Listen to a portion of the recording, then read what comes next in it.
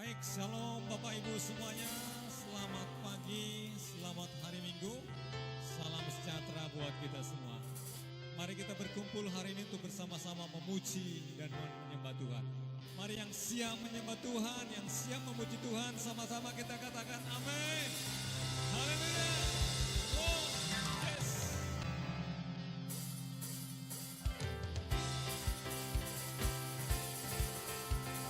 Haleluya. Kami datang berkumpul bersama Tuhan untuk memuji, menyembah Kau pagi hari ini.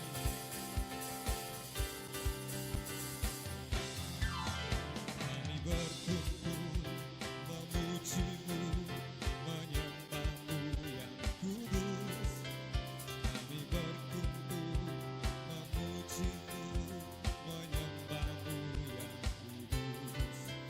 Kami berkumpul memuji-Mu, menyembah-Mu yang kudus.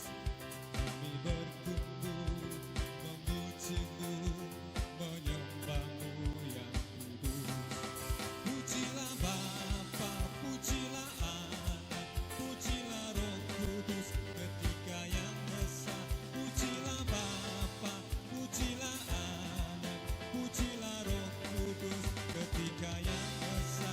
Pujilah Bapa, pujilah Anak, pujilah Roh Kudus, Ketiga yang Esa. Pujilah Bapa, pujilah Anak, pujilah Roh Kudus, Ketiga yang Esa. Yes, kami datang Tuhan. Kami berkumpul memuji-Mu, menyembah-Mu yang kudus. Kami berkumpul memuji-Mu, menyembah-Mu yang mari puji. Pujilah Bapa, pujilah Anak, pujilah Roh Kudus, Ketiga yang Esa. Pujilah Bapa, pujilah Anak, pujilah Roh Kudus, Ketiga yang Esa. Haleluya, haleluya, oh haleluya, haleluya. Sekali lagi, haleluya, haleluya, oh haleluya, haleluya. Mari bertepuk tangan bersama-sama, katakan haleluya. Haleluya, haleluya, haleluya,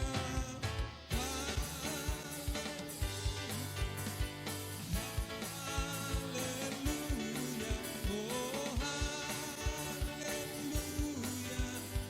haleluya, haleluya,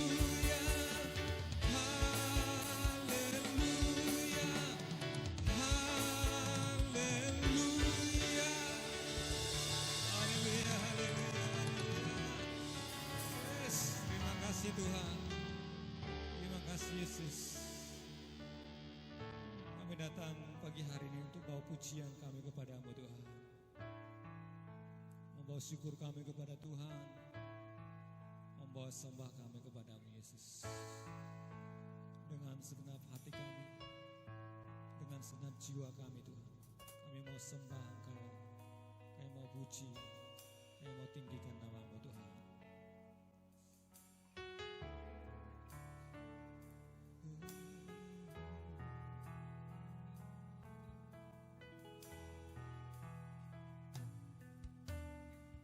Pujian dan syukurku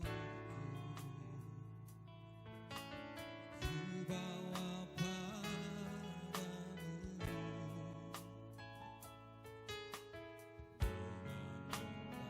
menyembah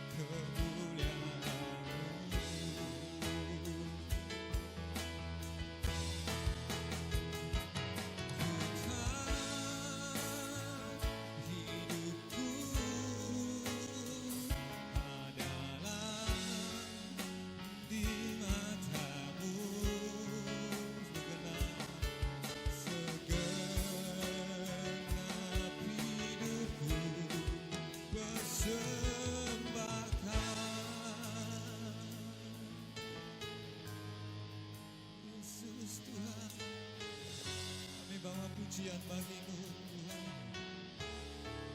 Kami bawa sembah kami. Mari kita sembah Dia. Naikkan syukur-Mu. Naikkan pujian bagi Yesus.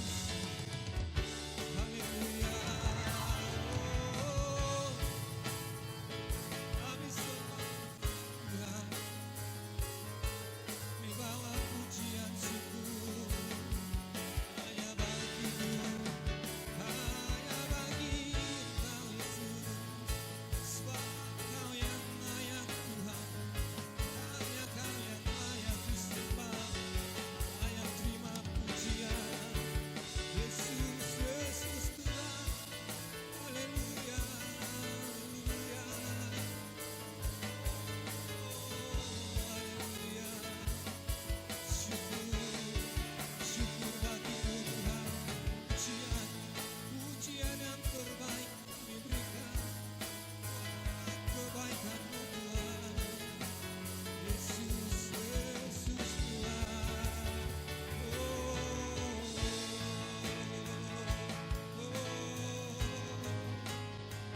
Yesus Tuhan.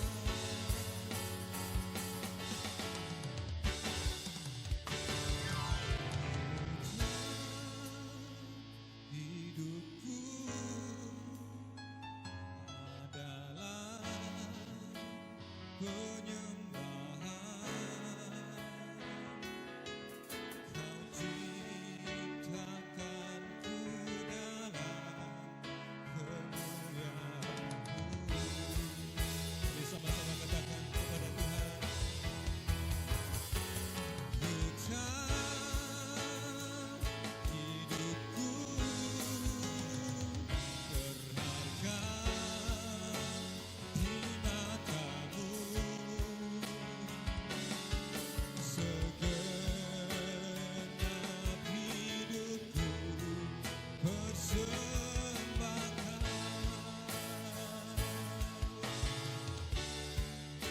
Segenap hidupku persembahkan.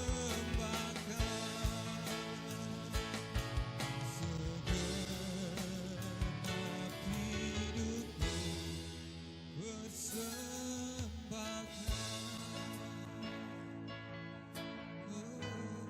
Kau terima pujian kami Tuhan. Pujian yang terbaik, pujian yang teragung bagi-Mu Tuhan Yesus. Haleluya, haleluya. Kami serahkan buat hamba-Nya untuk kebenaran firman Tuhan.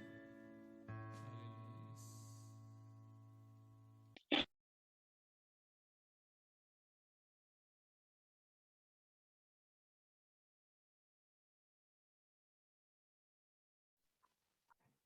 Selamat pagi semuanya. Saya percaya anugerah Tuhan melimpah dalam hidup kita hari ini. Bapak, Ibu, saudara-saudari, hari ini kita akan melihat apa yang disebut perjumpaan itu dapat membuat kita mengalami kesegaran. Seorang ayah yang pergi bekerja di sebuah tempat, di suatu tempat, akan mengalami sesuatu yang memberi semangat ketika dia akan berjumpa dengan keluarganya. Pulang dari tempat kerja itu akan memberi semangat. Seorang kekasih akan mengalami suatu tenaga yang baru, mungkin saja perjalanan yang jauh ketika dia akan berjumpa dengan pujaan hatinya. Anak yang merindukan orang tuanya akan mendapat spirit yang baru ketika dia akan pulang ke tempat orang tuanya. Artinya, suatu perjumpaan mampu membuat semangat, mampu menyegarkan, mampu memberi hal yang menggerakkan seseorang. Hari ini kita akan belajar hal seperti itu. apa yang kita sebut perjumpaan yang menyegarkan menjadi tema kita minggu ini. Tahukah Bapak, Ibu, Saudara-saudari, bulan lalu kita membahas tentang pentingnya relasi dengan Tuhan, sehingga kita mengalami kesegaran-kesegaran dalam hidup ini. Relasi yang akrab dengan Tuhan, kita pemazmur jabarkan seperti sebatang pohon yang ditanam di tepi aliran air. Dan pohon itu berbuah pada musimnya, tidak gampang layu. Karena ada relasi antara akar pohon dan aliran air tersebut yang memberi energi dalam diri pohon tersebut. Itulah yang terjadi gambaran pemazmur tentang relasi yang dimiliki antara pohon dan aliran air. Apa yang digambarkan pemazmur ini mengingatkan kepada kita pentingnya relasi, pentingnya apa yang disebut terkoneksi dengan Allah. Bulan lalu, bulan Agustus, kita belajar 3 hal yang dapat dilakukan untuk menjaga relasi yang akrab dengan Tuhan. Yang pertama, miliki waktu hening, silent and solitude. Kita sudah belajar bersama-sama. Dalam grup WA Jemaat juga saya bagikan bagaimana melakukan silent and solitude. Dan itu memberi kesegaran dalam diri kita. Yang kedua, memiliki waktu merenungkan firman Allah. Firman Allah bukan sekedar dibaca. Masih ingat konsep 12 menit? Bagaimana kita membaca firman Allah, merenungkan itu, lalu kita mempraktekkan hal-hal yang bisa kita lakukan. Hanya cukup membaca 8 ayat untuk memberi kekuatan baru dalam diri kita, merasakan Allah berbicara melalui ayat-ayat tersebut. Yang ketiga, kita diingatkan dalam bulan lalu memiliki waktu doa yang penuh keakraban. Doa bukan hanya satu arah, kita minta dan sebagainya kepada Tuhan. Tetapi kita belajar mendengar suara Tuhan. Bagaimana kita melakukan silent prayer. Di bulan-bulan lalu, tepatnya bulan Agustus, kita melihat apa yang disebut bagaimana menjaga relasi. Bapak Ibu, kalau kita punya relasi yang dekat, itu segala sesuatunya itu menjadi indah. Segala sesuatunya itu menjadi menyegarkan dalam diri kita. Nah, bulan ini kita akan belajar bagaimana hidup yang bugar dan berkemenangan di dunia yang diperlukan itu relasi. Dan relasi itu bukan dengan orang, tetapi dengan Allah. Hidup yang bugar dan kebenangan di dunia ini hanya bisa kita dapat kalau kita punya relasi yang menyegarkan. Paulus menggambarkan relasi antara umat Allah dengan Allah itu tentang bagaimana pentingnya melakukan apa yang disebut perjumpaan dengan Tuhan. Di dalam 1 Timotius 4 ayat 7 dan 8 dikatakan demikian. Tetapi jauhilah tahyul dan dongeng nenek-nenek tua. Latihlah dirimu beribadah. Ayat 8 dikatakan, latihan badani terbatas gunanya, tetapi ibadah itu berguna dalam segala hal. Perhatikan yang saya garis bawahi. Itu menggambarkan korelasi yang diungkapkan oleh Paulus kepada Timotius, bahwa kalau kita melatih diri kita dalam olahraga, aktivitas badani itu terbatas gunanya. Tetapi dia kaitkan antara latihan badani atau olahraga itu dengan ibadah.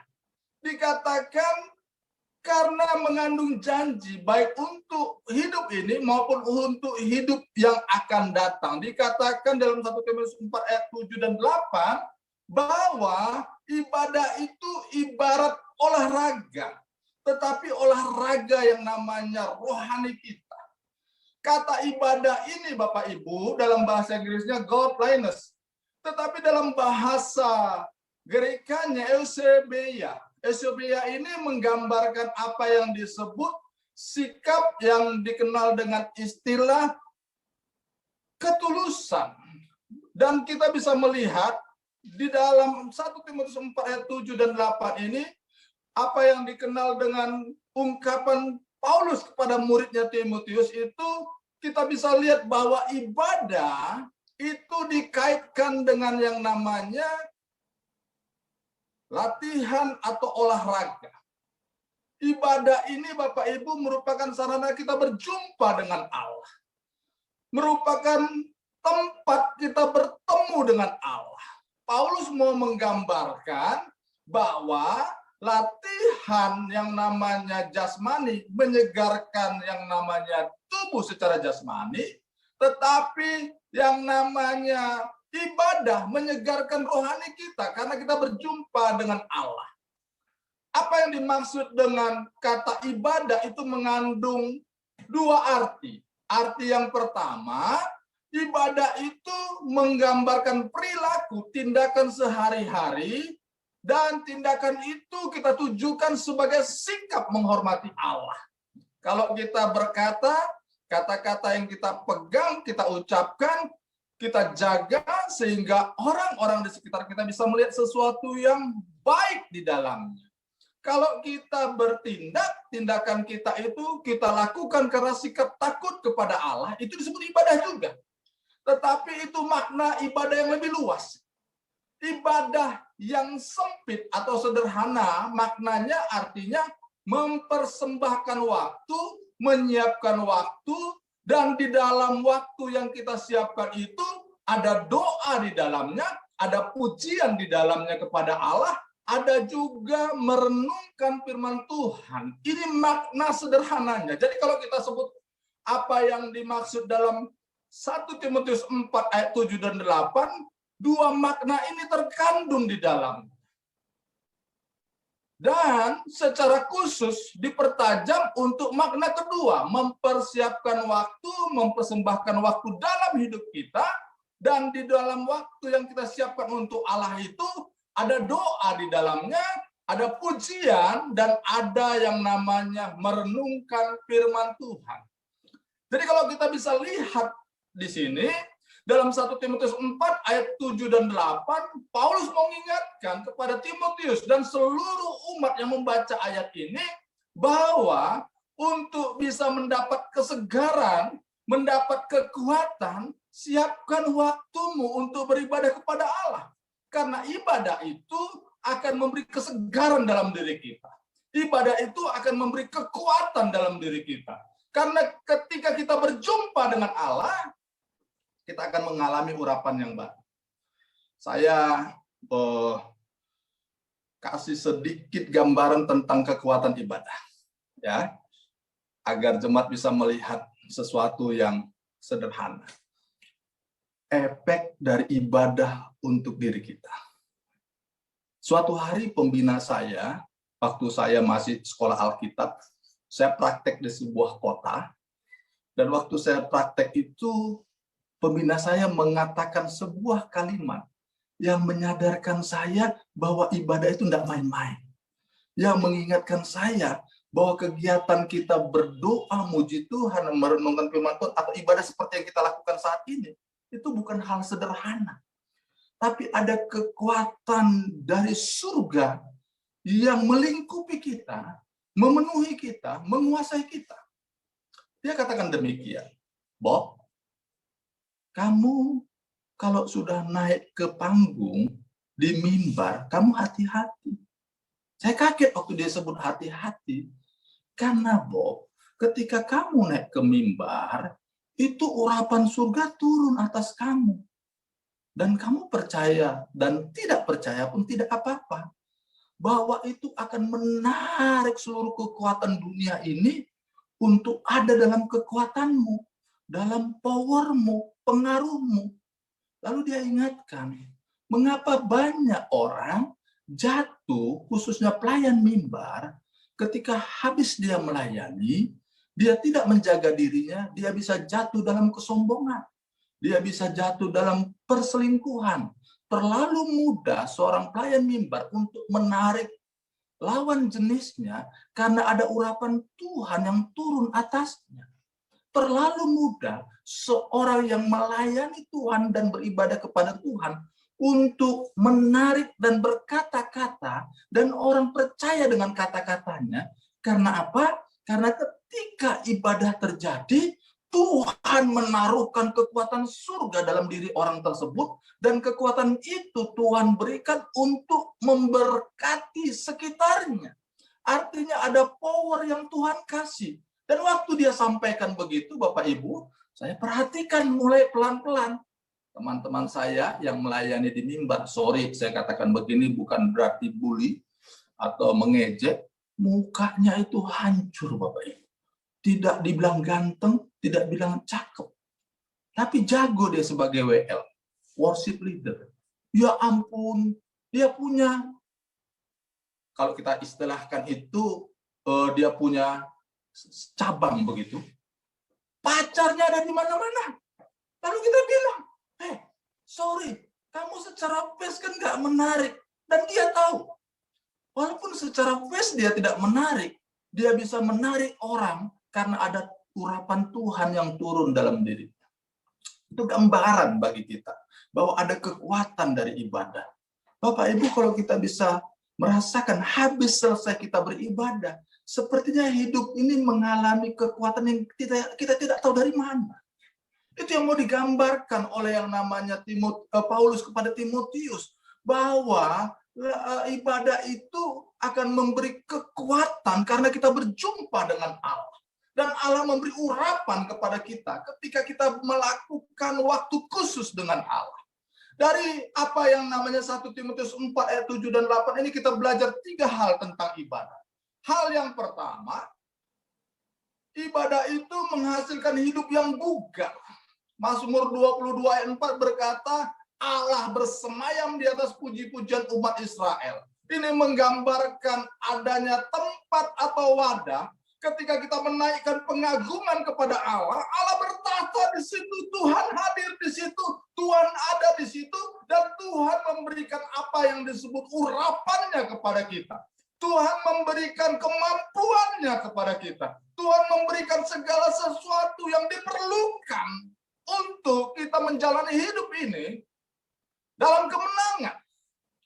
Ada platform atau wadah di mana Tuhan hadir, memberikan urapannya, memberikan potensinya, memberikan kemampuannya kepada mereka yang melakukan ibadah.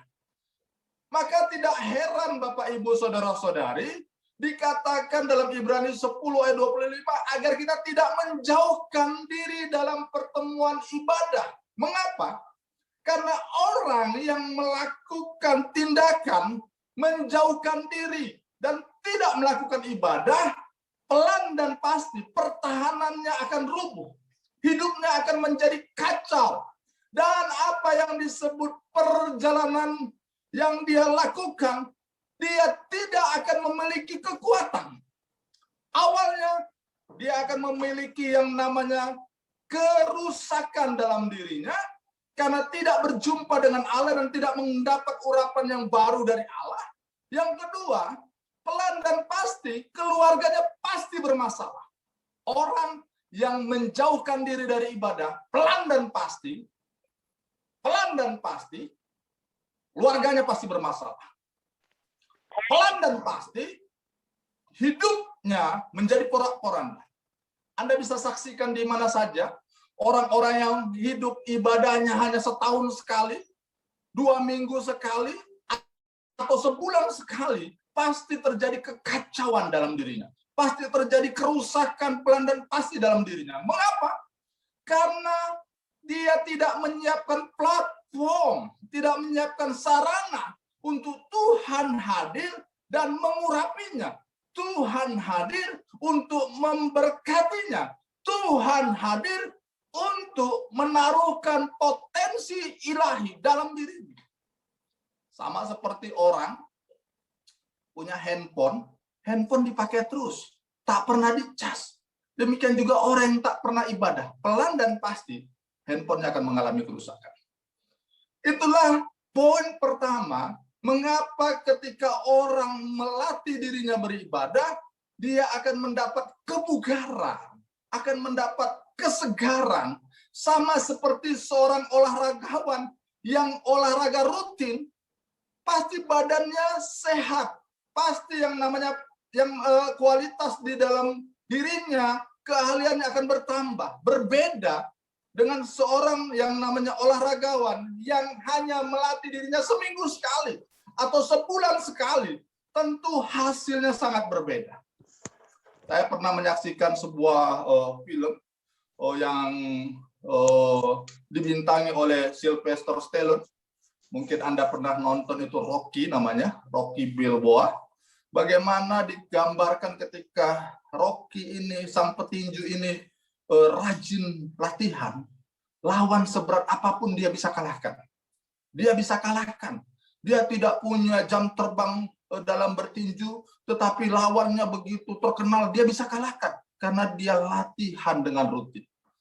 Tetapi di dalam seri selanjutnya, Rocky sesudah menjadi juara, dia tidak mau lagi latihan. Hidupnya mulai seenaknya, tidak mengikuti aturan-aturan sebagai olahragawan, dan akhirnya dia dikalahkan oleh petinju yang tidak terlalu terkenal.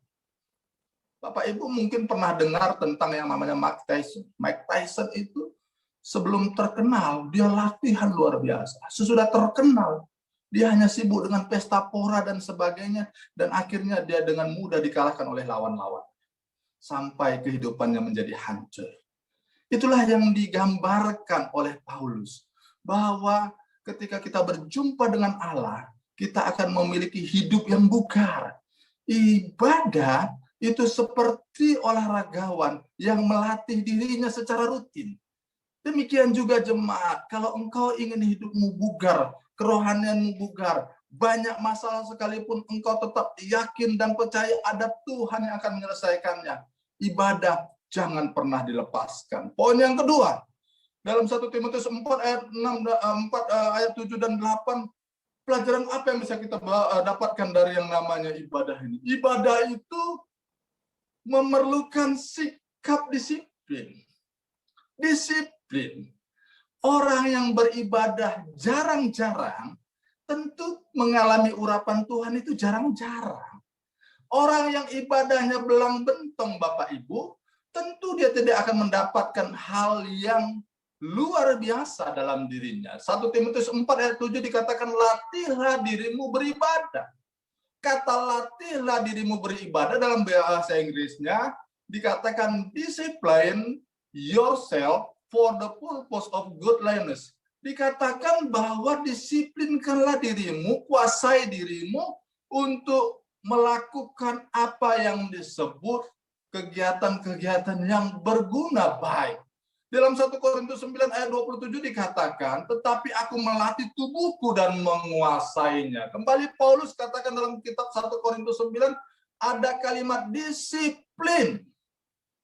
Disiplin mengandung makna mengontrol tubuhnya, dan tubuhnya itu tidak bisa menguasai dirinya. Apa maksudnya? Seorang olahragawan kalau dia malas, dia nggak boleh ikutkan malas itu.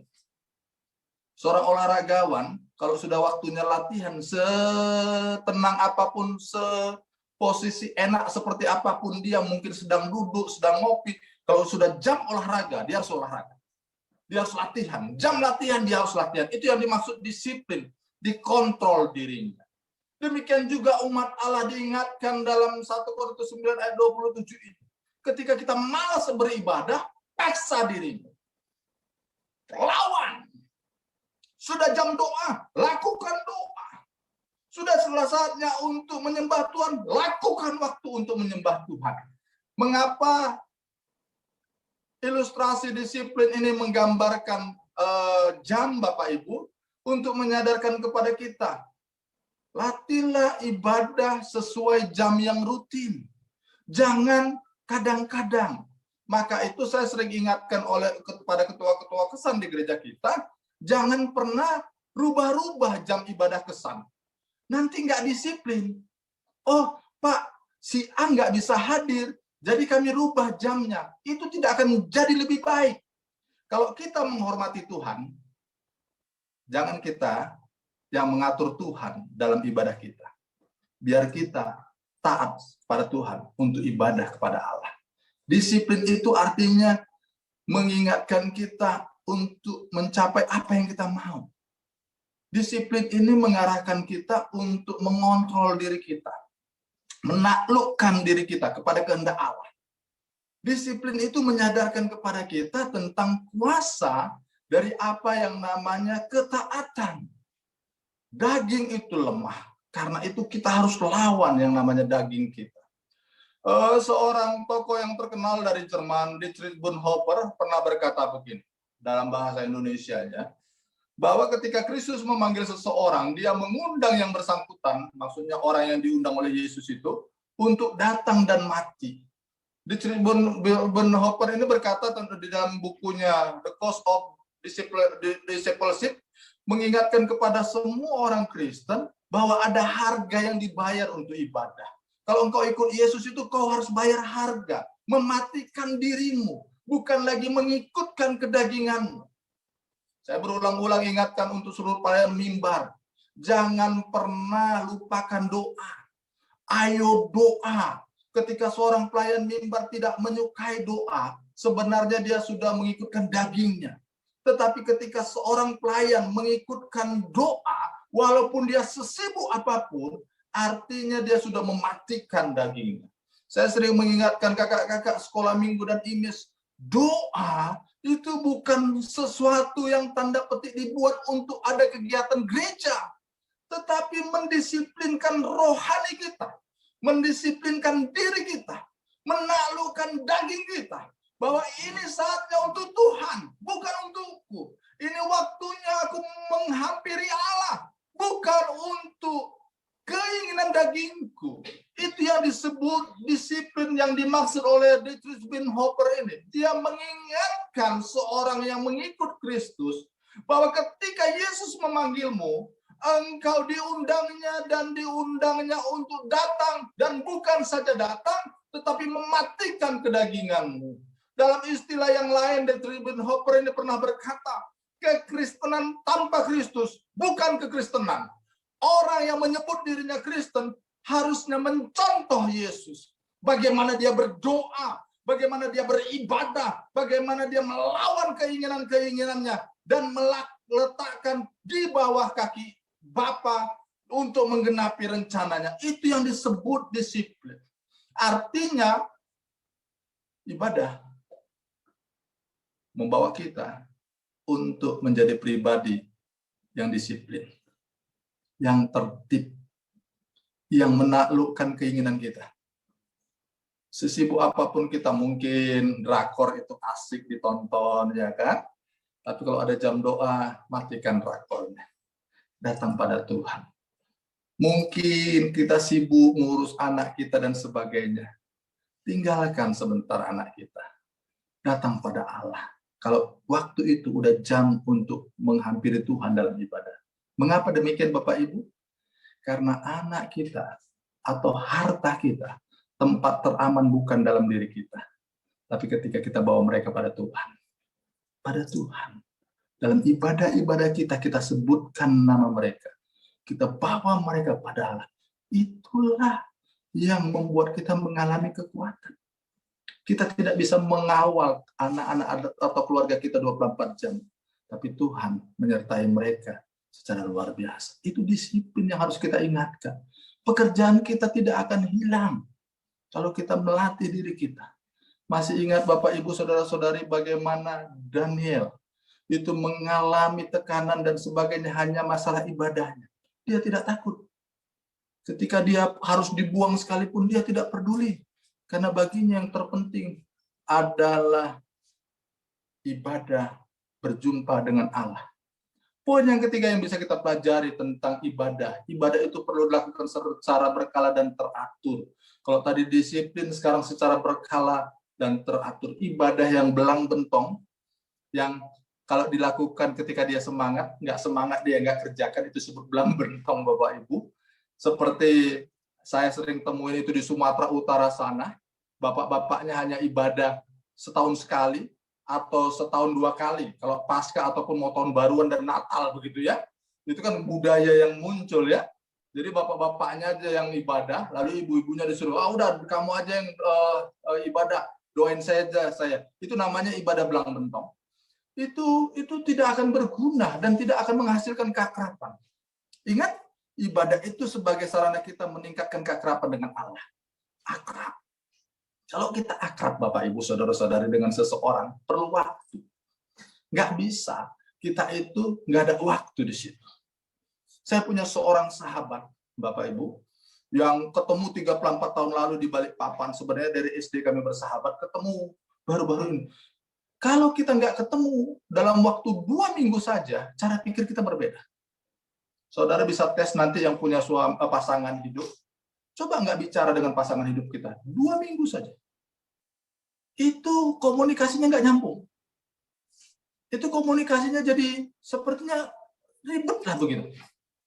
Itulah kenapa penting sekali relasi itu dibangun dengan keakraban rutin, maksudnya.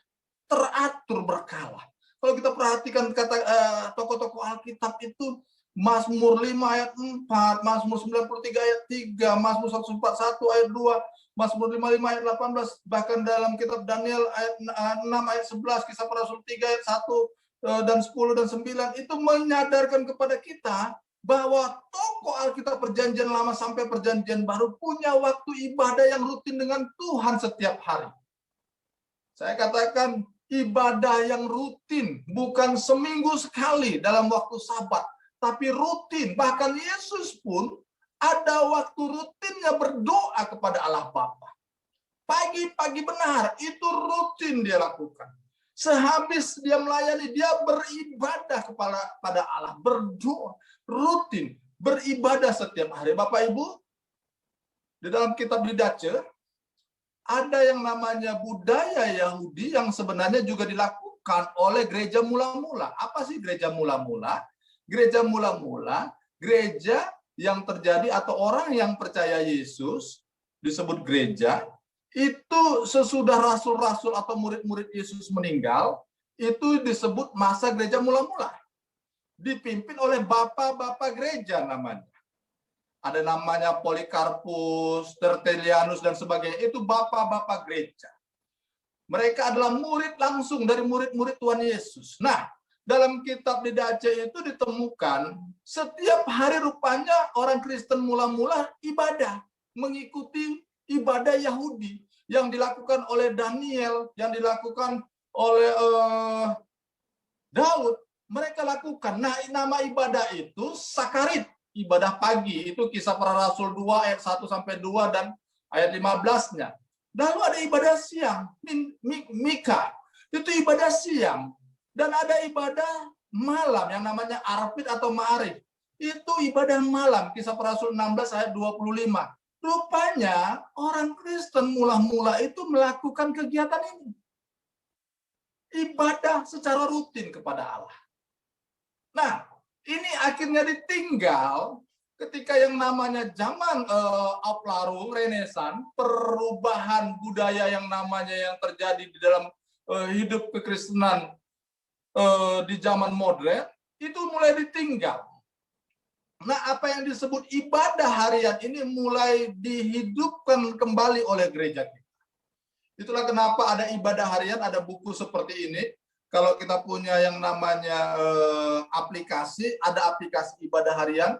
Di situ kita akan bisa menemukan bagaimana kita beribadah secara rutin kepada Allah. Tinggal kita melatih diri kita. Kita memaksa diri kita. Kita membawa diri kita untuk rutin dan menentukan jam berapa pagi-pagi kita berdoanya dalam ibadah itu. Jam berapa kita melakukan ibadah siangnya. Jam berapa kita melakukan ibadah malamnya. Dan kita bisa mengaturnya dan mengikutkan waktu di mana kita menyepakatinya dengan Tuhan. Bapak Ibu, ibadah harian ini akan membantu jemaat mengalami kebugaran dalam dirinya.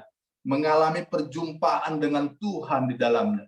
Di dalam ibadah harian kita akan mengalami apa yang disebut doa. Kita akan mengalami silent prayer seperti apa. Kita akan mengalami perenungan firman Tuhan seperti apa. Kita akan mengalami berkomunikasi dan bagaimana Tuhan berbicara kepada kita seperti apa. Itu bisa kita temukan dalam ibadah harian kita. saya meminta mengarahkan untuk seluruh jemaat, lakukan ibadah harian untuk meneguhkan iman percaya kita. Ingat, olahragawan itu harus rutin berolahraga. Ada amin Bapak Ibu? Pendeta Anda ini perutnya agak besar sekarang karena saya jarang olahraga. Kadang-kadang olahraga hasilnya nggak bermanfaat. Lebih bagus rutin berolahraganya. Dan kalau berolahraga secara rutin, tubuh kita ini sehatnya berbeda. Saya jujur katakan, pada akhir-akhir ini banyak kegiatan yang saya lakukan seperti tanda petik gambling dengan kehidupan saya dan kesehatan saya. Karena saya termasuk salah seorang yang aktif mencari vaksin untuk umat Kristiani di Balikpapan. Kemarin Sabtu kita memberangkatkan 500 orang warga di sekitar komplek di mana rumah saya tinggal, karena 2 bulan lalu banyak warga di sekitar komplek saya yang meninggal. Lalu saya menghubungi Polda meminta agar RT kami divaksin. Kemarin vaksin kedua sudah selesai. Beberapa waktu yang lalu kita juga menjadi tim yang namanya mencari vaksin untuk 1.250 umat Kristen di Balikpapan bersama beberapa pendeta. Dapat juga vaksin dari Polda dan bertemu dengan banyak orang. Rapatlah, meeting lah, waktu acara harus hadir dan sebagainya. Itu kan seperti menantang yang namanya hidup saya dengan yang namanya wabah yang sedang terjadi.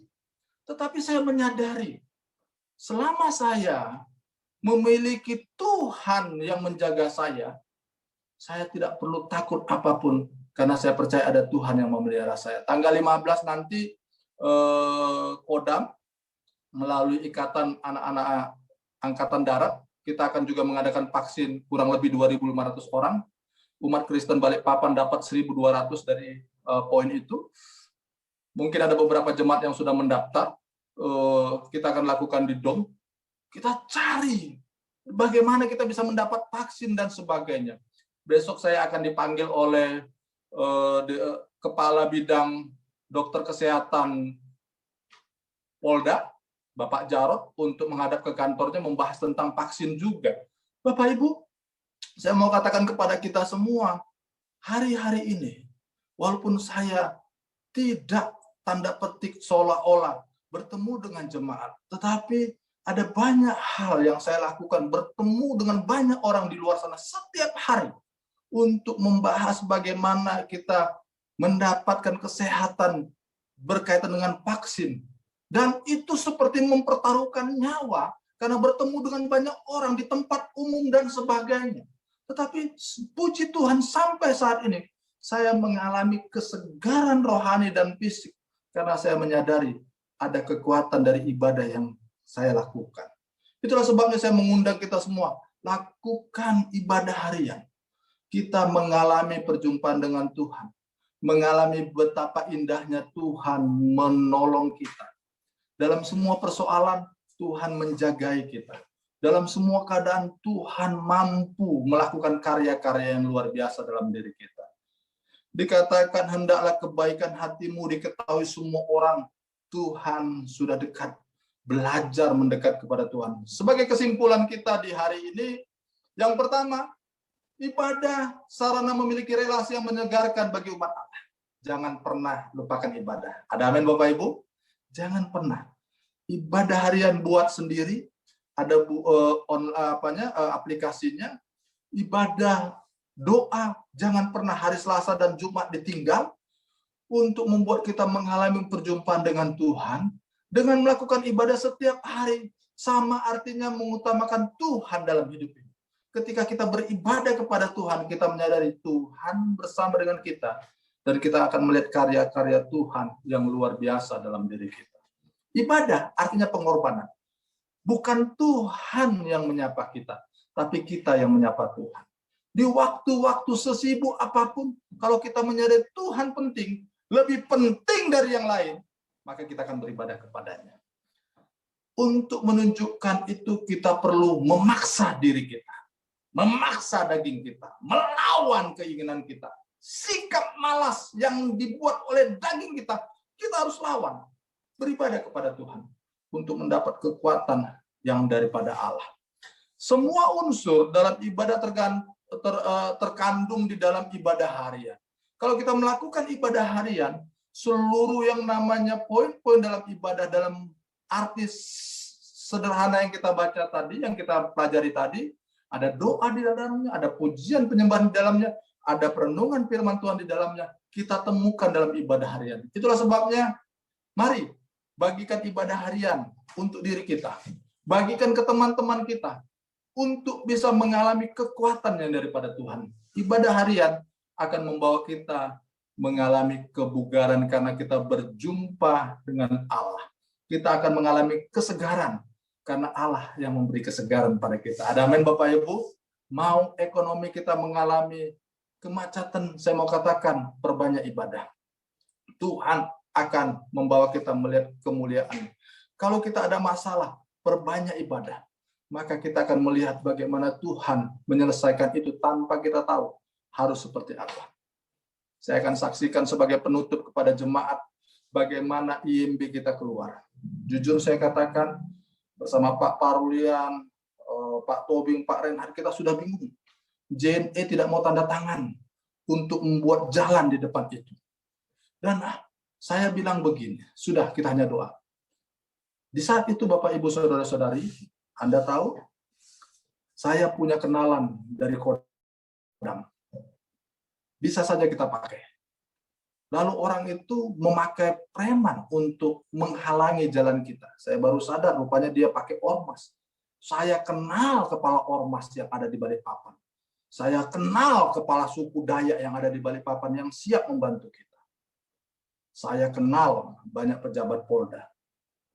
Tapi saya sadar tidak perlu memakai kekuatan yang saya kenal. Saya tidak memakai itu. Saya hanya bisa bilang kepada jemaat, seluruh teman-teman saya, doa. Biar Tuhan yang beracara. Tiba-tiba JNE itu hatinya lunak. Tiba-tiba dibuka pintu yang sudah ditutup. Pagar yang sudah ditutup, dibuka sendiri sama mereka. Saya hanya bisa bilang, jangan andalkan kekuatan kita, biar Tuhan. Waktu saya rapat, membahas kota Balikpapan di sebuah tempat, teman saya pendeta tanya, Pak, kenapa mukamu? Saya kalau ada masalah, Bapak Ibu bukan masalah pribadi, biasanya masalah pelayanan dan sebagainya, muka saya agak lain, agak tegang begitu ya. Jadi jangan kaget kalau tiba-tiba saya lihat Pak Barus, muka saya tegang, bukan Pak Barus, Pak. Saya sayang kepada jemaat ya. Pak Abidnego bukan saya tegang karena nggak suka, bukan, saya sayang sama jemaat ya. Cuma karena bawaan aja ini ya. Muka seolah-olah tegang melotot begitu ya, bukan. Nah, waktu tegang melotot begitu dia tanya, kamu kenapa? Sakit? Enggak, saya bilang. Saya ada masalah begini, saya cerita sedikit IMB. Tahu nggak Bapak Ibu Saudara-saudari? 2 hari kemudian saya ditelepon sama dia. Mana ada tamu? Aku di perizinan. Aku kenal siapa kepalanya. Sudahlah Pak, gini-gini. Saya bilang, enggak usah. Sudah, kamu datang. Tahu nggak Bapak Ibu? Itu secepat kilat. Rupanya persoalan-persoalan kita di mana orang perizinan. Oh, jalannya gimana Pak? Udah dibuka Pak. Ya udah, gampang Pak. Udah bisa IMB Bapak. Oh, konstruksinya. Nggak ada nih Pak. Konstruksi Bapak melewati batas tanah. Rupanya tanah kita, Bapak Ibu, saya kasih tahu sedikit. Tanah gereja kita itu, yang ada tempat catur di mana Opung bermain catur bersama Pak Tobing di situ, bersama rekan-rekannya yang ada tenda cinta di situ kan, tenda kasih sayang di situ kan, tenda cinta kita bilang kan. Itu rupanya belum ada sertifikatnya. Kita hanya lewat jalan yang setapak yang semen itu aja batas tanah kita. Nah, kita gambar sampai tenda cinta itu. Bangunan kita yang baru. IMB bilang, Pak, nggak boleh mendirikan gereja, tempat atau gedung kalau suratnya belum ada. Yang bisa itu hanya sertifikat yang Bapak punya. Oke, rubah aja konstruksinya, saya bilang. Seperti yang diizinkan. Tahu nggak Bapak Ibu? Pak, merubah itu kan panggil insinyur. Insinyur harus bayar. Oh iya. Bayar berapa? Saya tanya begitu. Karena nggak mungkin kita panggil lagi yang menggambar itu. Akhirnya disepakati. Lalu saya bilang begini ke teman saya, bro, sorry ya, saya bilang, ini COVID, persembahan itu agak turun. Kami lagi kas agak kurang, aku bisa nyicil aja ya. untuk yang namanya perizinannya, untuk buat gambar. Dan puji Tuhan Bapak Ibu, dia bilang santai, nanti saya ngomong ke perizinannya, kalian nyicil boleh deh.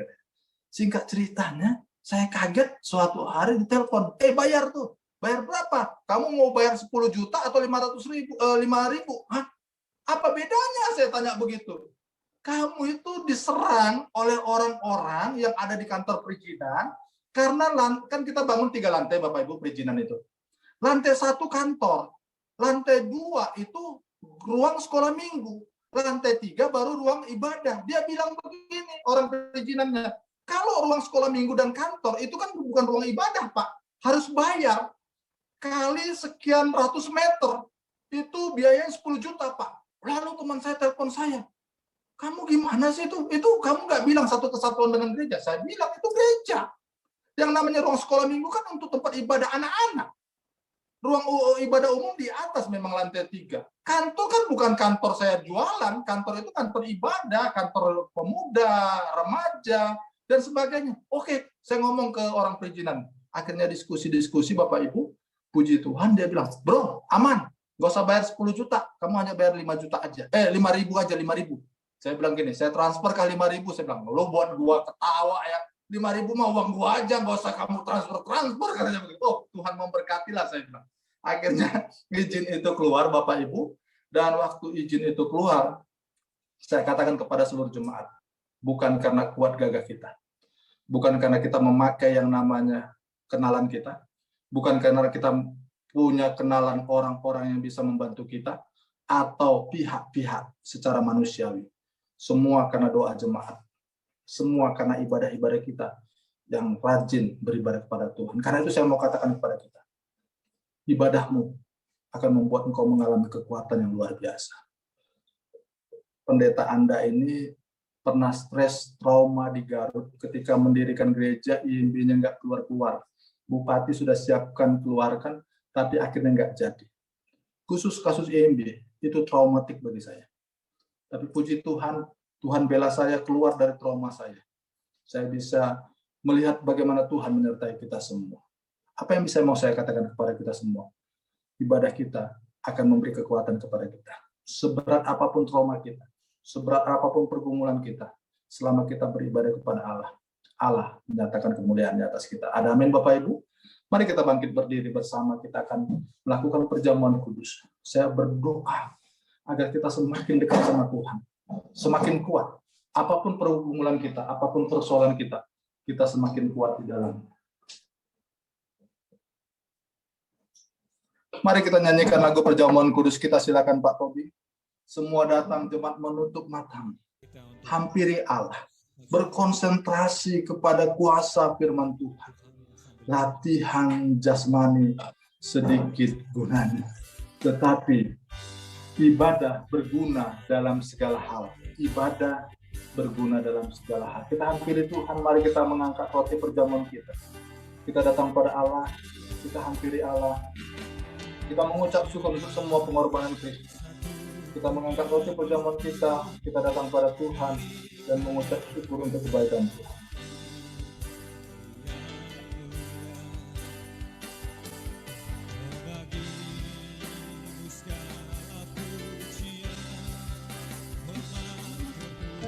Mulia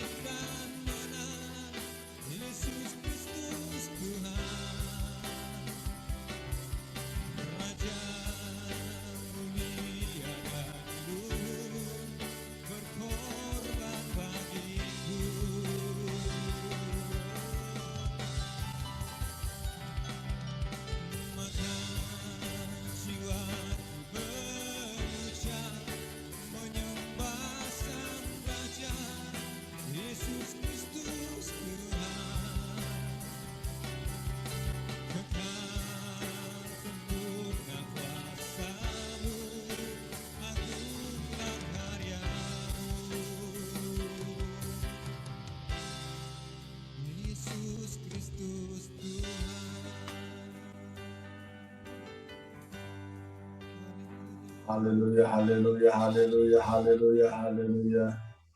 Mari kita mengangkat roti perjamuan yang ada di tangan kita.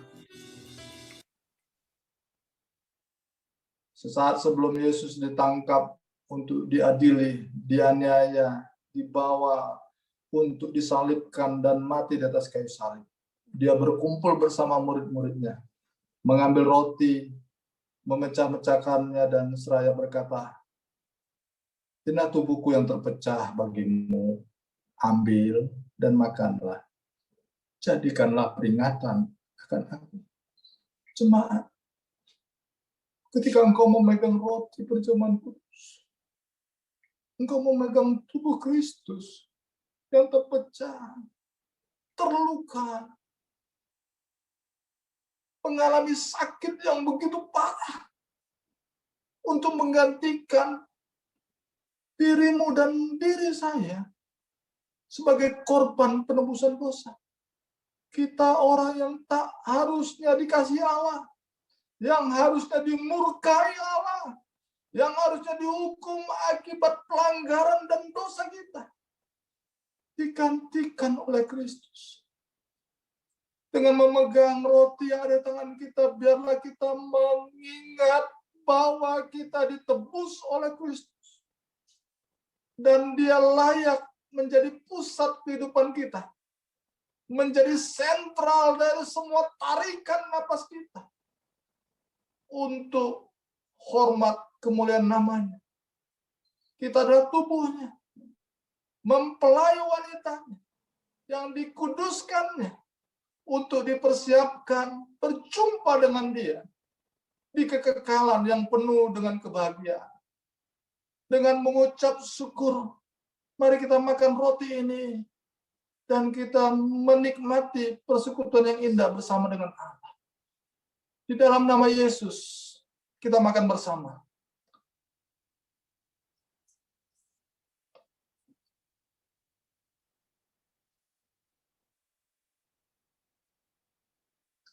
Kemudian Yesus mengangkat cawan yang berisi anggur dan berkata, "Inilah cawan perjanjian baru yang dimateraikan oleh darahku. Ambil dan minumlah. Jadikanlah peringatan akan aku." Jemaat, apa yang ada di tangan kita merupakan lambang dari darah Kristus yang tercurah untuk memulihkan kita. Yang tercurah untuk memberikan DNA kerajaan Allah. Sehingga sifat-sifat ilahi lahir, menguasai kita, memenuhi kita. Sifat-sifat Kristus yang berkorban bagi rencana Allah, menggenapi rencana Allah, menjadi bagian terdalam dalam hidup kita. Menggantikan kedagingan kita, menggantikan kesombongan, keangkuhan kita, keegoisan kita. Menjadi pribadi yang berlomba-lomba untuk mempermuliakan nama Tuhan di dalam setiap tarikan napas kita. Mari kita minum bersama cawan perjamuan ini dengan ucapan syukur. Dalam nama Yesus, kita minum bersama.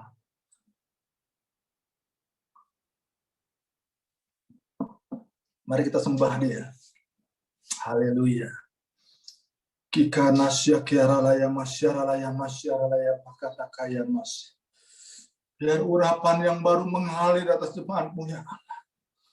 Biar impartasi kuasa Roh Kudus-Mu mengalir menguasai kami ya Allah. Biar kesegaran itu memenuhi kami ya Allah. Biar kerinduan di hati kami untuk senantiasa dekat dengan-Mu ya Allah. Sehingga kami menjadi pribadi yang senantiasa bugar secara fisik dan rohani. Dan melakukan yang menjadi perintah-Mu di dalam hidup kami. Mengagungkan Engkau dalam hidup kami. Dan mempermuliakan nama-Mu di dalam hidup kami. Terima kasih. Berkat Tuhan mengalir atas seluruh jemaat. Tidak ada satupun jemaat-Mu Tuhan yang hari ini beribadah di rumah masing-masing. Di tempat masing-masing yang tidak mendapat urapan daripada Tuhan. Bukan saja urapan yang daripada Tuhan turun atas jemaat-Mu yang beribadah saat ini. Tempat di mana mereka beribadah Engkau berkati. Keluarga mereka dimanapun berada, berkat Tuhan mengalir. Karena kami percaya ada kuasa dalam ibadah. Karena kami percaya ada perjumpaan dengan Allah dalam ibadah. Dan ketika kami berjumpa dengan Allah, kami akan mengalami kekuatan baru, anugerah baru, anointing yang baru, yang membuat kami bugar dalam segala keadaan, dan mampu membuat kami melihat karya-karya Tuhan terjadi dalam hidup kami. Di dalam nama Yesus, kami mengucap syukur atas firman-Mu. Kami mengucap syukur atas perjamuan kudus, mengucap syukur untuk berkat-Mu yang baru. Amin. Saya serahkan selanjutnya.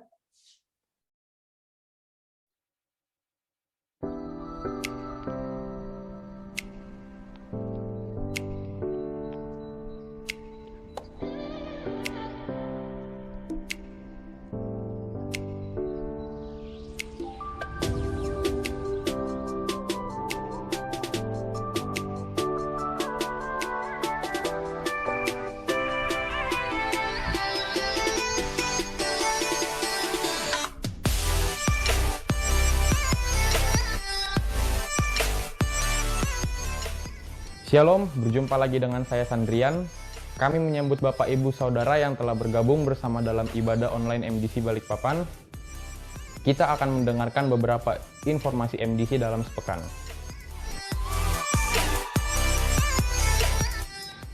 Seluruh ibadah dan kegiatan lainnya untuk sementara waktu tetap dilakukan secara online via Zoom. Bagi Bapak, Ibu, atau Saudara yang telah lulus DK dapat mendaftarkan diri untuk mengikuti pelajaran HB. Ibadah mujizat dalam doa pada hari Selasa pukul 19.30 via Zoom. Untuk informasi dapat menghubungi Bapak Manopo.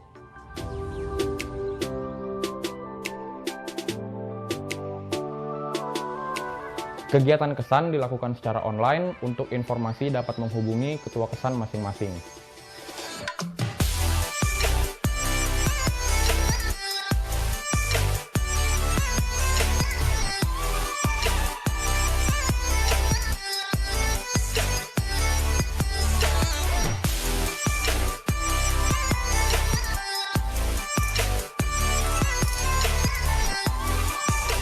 Doa malam Jumat dilakukan secara online via Zoom pukul 19.30. Untuk informasi dapat menghubungi sekretariat.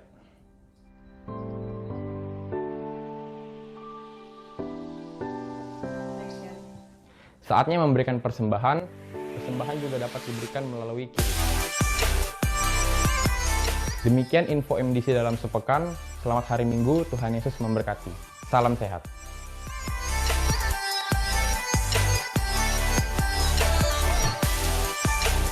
Shalom Bapak Ibu sekalian, saya percaya kita mendapatkan rema yang luar biasa hari ini. Kita akan diingatkan kembali akan pentingnya ibadah dalam kehidupan kita sehari-hari. Jadi sambil kita menyiapkan persembahan kita, saya percaya bagi setiap kita saat ini rindu untuk bergereja di tempat ibadah kita, namun tetap doakan di hari Senin mendatang mungkin kita akan mendapatkan PPM turun untuk yang level PPKM-nya, jadi kita bisa sudah mulai kembali ibadah kita. Tetap bantu doakan agar dapat segera kita bersama-sama untuk beribadah secara tatap muka. Baik, sambil kita persiapkan bersama kita, mari kita satu dalam doa. Segala puji syukur Bapak di pagi hari ini yang luar biasa ini Bapak, kami anak-anak Bapak diingatkan kembali akan pentingnya untuk kami beribadah Bapak. Biar setiap kami Bapak menerima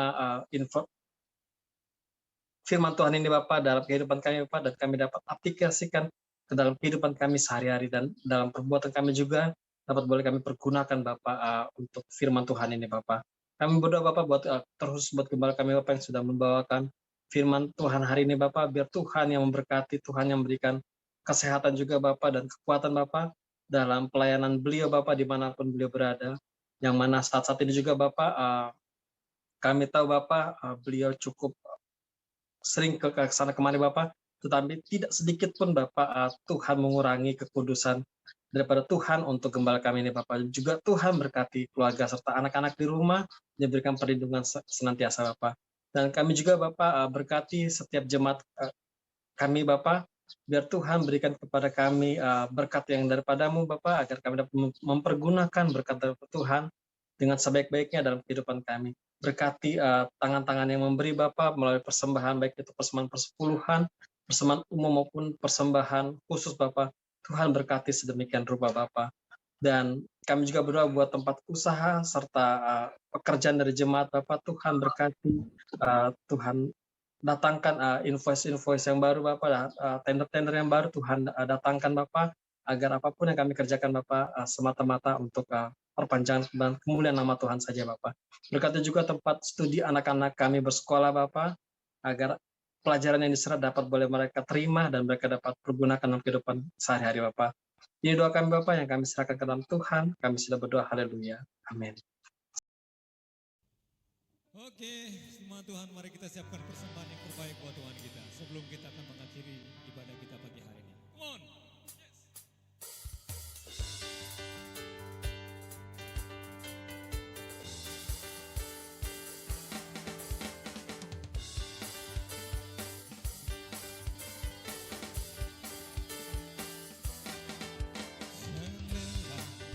Bekerja di ladangnya Tuhan, Roh Kudus yang beri kekuatan, yang mengajar dan menopang, tiada lelah bekerja bersamamu Tuhan, yang selalu mencukupkan akan segalanya.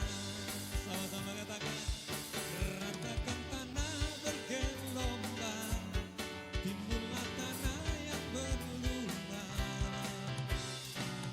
menjadi siap dibangun di atas dasar iman. Ratakan tanah bergelombang, timbullah tanah yang berlubang, menjadi siap dibangun di atas dasar iman.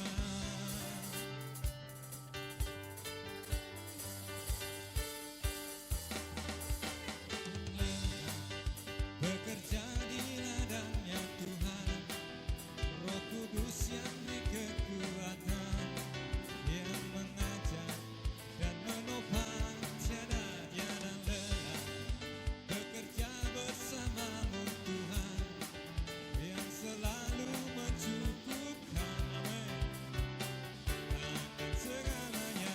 Semuanya ratakan tanah bergelombang, timbullah tanah yang berlubang, menjadi siap dibangun di atas dasar iman. Ratakan tanah bergelombang, timbullah tanah yang berlubang, menjadi siap dibangun di atas dasar iman, menjadi siap dibangun di atas dasar iman, menjadi siap dibangun di atas dasar iman. Haleluya. Kami persilakan buat hambanya untuk mendoakan kita semua dalam doa berkat dan penutup. Silakan Pak. Akan mengakhiri ibadah kita. Mari angkat tanganmu, hampiri Allah. Kita akan menerima urapan yang baru. Ingat, ibadah itu perjumpaan yang menyegarkan secara rohani kita, dan Tuhan memberi urapan yang baru pada kita. Hari ini Engkau lihat wajah-wajah jemaat-Mu ya Allah. Engkau yang berjanji bahwa ketika kami beribadah kepadamu, Engkau yang mengarahkan wajah-Mu kepada kami. Engkau yang meletakkan tangan-Mu atas kepala jemaat-Mu. Dan Engkau yang memberkati mereka satu persatu ya Allah. Dan biarlah Tuhan, segala yang Kau janjikan, Kau turunkan atas kami semua. Engkau memberkati buah pekerjaan jemaat-Mu. Engkau memberkati rumah tangga jemaat-Mu. Engkau memberkati pekerjaan dari jemaatmu. Engkau juga memberkati seluruh jemaatmu, bahkan anak cucu mereka dalam berkat yang baru. Kiranya segala kebaikan Tuhan melimpah dalam dirimu. Kiranya segala anugerah Tuhan taruhkan dalam dirimu. Kiranya perjumpaanmu dengan Tuhan saat ini melalui ibadah membuat engkau menjadi berkat. Kemanapun engkau pergi, engkau menjadi berkat. Dan apapun yang kau perbuat berhasil. Karena Tuhan yang mengurapimu. Jemaat yang terkasih, terimalah berkat ini. Di dalam nama Bapa, Putra, dan Roh Kudus. Semua kita yang percaya bersama-sama katakan, Amin.